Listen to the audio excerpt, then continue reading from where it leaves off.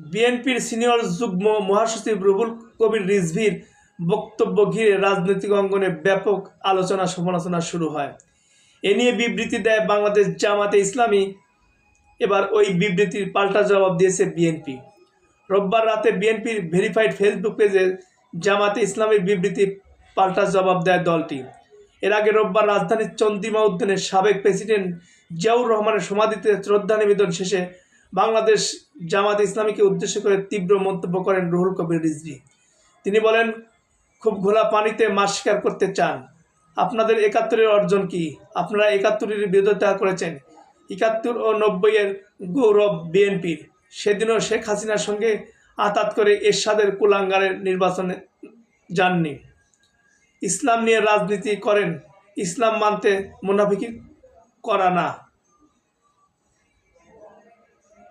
জামাতে ইসলামের প্রতি ইঙ্গিত করে বিএনপির সিনিয়র যুগ্ম মহাসচিব রুহুল কবির রিজভী আরও বলেছিলেন, শেখ হাসিনার আমলে যারা লুট করেছে সেই এস আলমের উত্তরসূরি হয়ে ব্যাংক দখল করেছে অনেকে।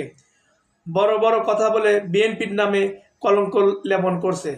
পাড়া মহল্লা টার্মিনাল দখল, টেন্ডারবাদী সহ নানা কিছু দখল করেছে একটি দল। রিজভীর এই মন্তব্য ঘিরে রোববার নীলফামারীর সৈয়দপুরের জামাতে ইসলামী আমির ডাক্তার শফিকুর রহমান বলেছেন, ইসলামী ব্যাংক দখল করেনি জামাতে ইসলামী। ডাকাতের বেশে নতুন ডাকাতরা ৫ আগস্টের পর ব্যাংক দখল করতে গিয়েছিল, তারা পালিয়ে এসেছে।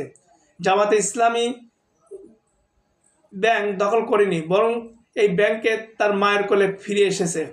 এরপর রাজনৈতিক মহল ও সামাজিক যোগাযোগ মাধ্যমে আলোচনা সমালোচনা শুরু হয়। এ নিয়ে ওই রাতেই জামাতের সেক্রেটারি জেনারেল মাওলানা রফিকুল ইসলাম খান এক বিবৃতি দেন।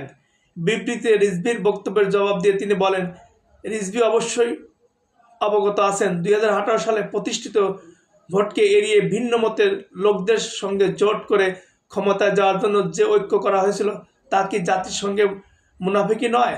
জনগণ এই রাজনৈতিক ছন্দপতনের ইতিহাস ভুলে যাননি।